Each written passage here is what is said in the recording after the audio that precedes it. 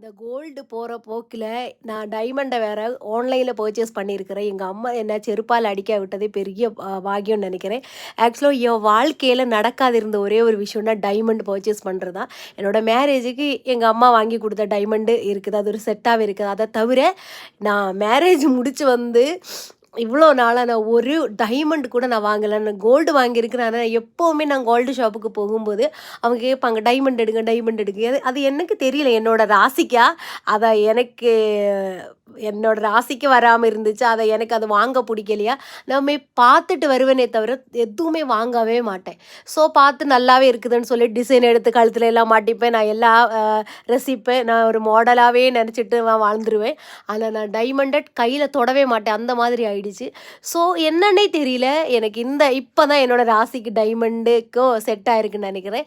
So இந்த தடவ தான் என்னோட வாழ்க்கையில முதல் நான் பர்ச்சேஸ் பண்றேன். சின்னோண்டு குட்டியா 5 சென்ட்ஸ்ல 10 சென்ட்ஸ்ல 2 மூக்குத்தி ஆர் செகண்ட் ஸ்டட்ஸ் அந்த மாரி வாங்கியிருந்தேன் பாருங்க. இதுதான். அதுவும் ஆன்லைன்ல பர்ச்சேஸ் பண்ணியிருந்தேன். எங்க அம்மா என்ன கொல்லாம விட்டுட்டாங்க.